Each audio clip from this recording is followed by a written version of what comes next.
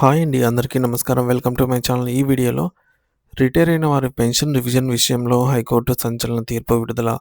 మరి దీనికి సంబంధించిన పూర్తి వివరాలు ఈ వీడియోలో తెలుసుకుందాము. వీడియో అయితే ఎక్కడే గానీ స్కిప్ చేయకుండా ఎండ్ వరకు చూసేయండి. అప్పుడు ఇన్ఫర్మేషన్ పూర్తిగా అర్థమవుతుంది.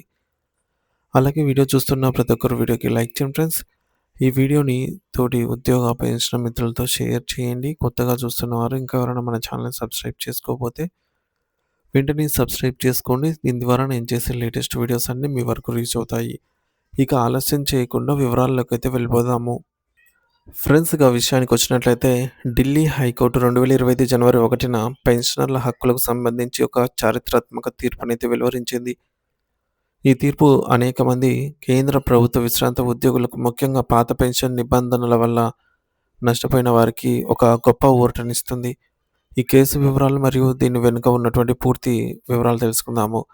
సాధారణంగా 6వ వేతన సంఘం అమల్లోకి రాకముందే అంటే 2006 జనవరి 1కి ముందు రిటైర్ అయిన ఉద్యోగులకు పెన్షన్ లెక్కించే విధానం వేరేలా ఉండేది. అప్పట్లో ఒక ఉద్యోగి చివరి నెల బేసిక్ జీతంలో 50% పూర్తి పెన్షన్‌గా రావాలంటే వారికి కనీసం 33 సంవత్సరాల సర్వీస్ అయితే ఉండిండాలి. ఒకవేళ 33 ఏళ్ల కంటే తక్కువ సర్వీస్ ఉంటే ఆ నిష్పత్తిని ప్రకారంగా పెన్షన్‌ను తగ్గించే ఇచ్చేవారు.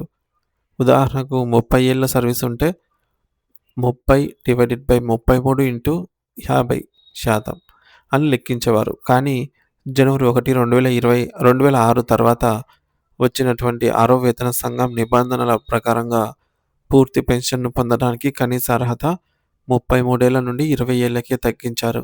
అంతేకాకుండా 2006కు ముందు రిటైర్ అయిన వారికి కూడా ఈ ప్రయోజనం అనేది వర్తిస్తుంది అని అయితే వారి పెన్షన్‌ను సవరించాలని కూడా 2016లో ఒక ప్రత్యేక ఉత్తర్వు అయితే కూడా వచ్చిందనమాట. ఈ నేపథ్యంలో ఢిల్లీ హైకోర్టులో ఆహ్, ఈ మేరకు ఒక పిటిషన్ దాఖలైంది. సో, పిటిషన్ నంబర్ 334/2019 ఒక ఆసక్తికరమైనటువంటి కేసు విచారణకు వచ్చింది. ఈ కేసు వేసిన వ్యక్తి 1967లో డిపార్ట్మెంట్ ఆఫ్ టెలికమ్యూనికేషన్స్ డీఓటీలో చేరారు. ఇక 1993లో సీనియర్ సబ్ డివిజనల్ ఇంజినీర్‌గా పదోన్నతి పొందారు. ఆ తర్వాత ఆయన 1991లో టీసీఐఎల్ టెలికమ్యూనికేషన్ కన్సల్టెంట్స్ ఇండియా లిమిటెడ్ అనేటువంటి ప్రభుత్వ రంగ సంస్థకు డిప్యూటైజేషన్ పైన వెళ్లారు. 1994 సెప్టెంబర్ 27న ఆయన ఆ సంస్థలోనే పూర్తిగా విలీనమైపోయారు. అంటే ఆయన డీఓటీ సర్వీస్ నుండి 1994లో రిటైర్ అయినట్టుగా పరిగణించి అప్పటి నిబంధనల ప్రకారంగా పెన్షన్ అయితే నిర్ణయించారు. ఆయన మొత్తం సర్వీస్ కాలం 27 సంవత్సరాల 4 నెలల 10 రోజులు.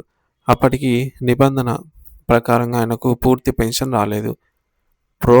పోరాట పద్ధతిలో తగ్గించినటువంటి ఇచ్చారు. మరి ఈ 4వ వేతన సంఘం ప్రకారం ఆ బేసిక్ అనేది 3,800 ఉండగా నిబంధనల ప్రకారం రావాల్సిన దానికంటే తక్కువగా ఉంది. రూ. 1,546 పెన్షన్‌గా అయితే నిర్ణయించారు. 5వ మరియు 6వ వేతన సంఘాల తర్వాత అది పెరిగినప్పటికీ అది ఇంకా ప్రో రేటా అంటే తక్కువ సర్వీస్‌గానే ఆ లెక్కలోనే కొనసాగేది. అయితే 2016 ఏప్రిల్ 6న department of pension and pensioners welfare ఒక కీలక ఉత్తర్వు జారీ చేసింది. సో, దీని ప్రకారంగా 2006కు ముందు రిటైర్ అయిన వారికి కనీసం 20 ఏళ్ల సర్వీస్ చేసి ఉంటే వారికి కూడా పెన్షన్ అనేది 50%గా అంటే లాస్ట్ డ్రాన్ బేసిక్ పేలో 50%గా ఇవ్వాలి. ఈ విషయంపై సదరు పెన్షనర్ తమ పెన్షన్‌ను సవరించాలని కోరుతూ వినతి పత్రం సమర్పించారు. కానీ డిపార్ట్మెంట్ దానిని 2016లో తిరస్కరించింది. ఆయన న్యాయం కోసం క్యాట్ సెంట్రల్ అడ్మినిస్ట్రేటివ్ ట్రైబ్యునల్‌ను ఆశ్రయించారు. కానీ అక్కడ కూడా 2018లో ఆయనకు వ్యతిరేకంగా తీర్పొచ్చింది. పట్టు వదలని ఆ పెన్షనర్ ఢిల్లీ హైకోర్టును ఆశ్రయించారు. 7వ వేతన సంఘం అమల్లోకి వచ్చాక నోషనల్ పే ఫిక్సేషన్ మ్యాట్రిక్స్ ద్వారా ఆయన పెన్షన్ అనేది 2016 నుండి సరిగ్గా వస్తోంది. కానీ సమస్య అంతా జనవరి 1, 2006 నుండి 31 డిసెంబర్ 2015 మధ్య కాలానికి సంబంధించింది. ఈ కాలంలో ఆయనకు 6వ వేతన సంఘం ప్రకారం పూర్తి పెన్షన్ అందలేదు.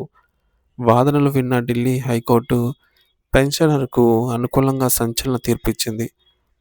హైకోర్టు తన తీర్పులోని ఏదైతే జనవరి 1, 2006 నుండి 31 డిసెంబర్ 2015 వరకు ఉన్న కాలానికి సదరు పెన్షనర్‌కు 20 ఏళ్ల సర్వీస్ నిబంధన ప్రకారంగా పూర్తి పెన్షన్ లెక్కించి పెండింగ్‌లో ఉన్న బకాయిలను వెంటనే చెల్లించాలని ఆదేశించింది. అంతేకాకుండా ఈ మొత్తానికి 6% వడ్డీని కూడా జతచేసి ఇవ్వాలని స్పష్టం చేసింది. ఇది ఈ తీర్పు 2006కు ముందు రిటైర్ అయ్యి 33 ఏళ్ల కంటే తక్కువ కానీ 20 ఏళ్ల కంటే ఎక్కువ సర్వీస్‌లో ఉన్న చాలామంది పెన్షనర్లకు ఒక ఆశాకిరణం లాంటిది. భవిష్యత్తులో ఇలాంటి కేసులు మరిన్ని వచ్చే అవకాశం ఉంది. ప్రభుత్వం దీనిపై సుప్రీం కోర్టుకు వెళ్తుందా లేదా అనేది మరి వేచి చూడవలసిన అంశం ఫ్రెండ్స్.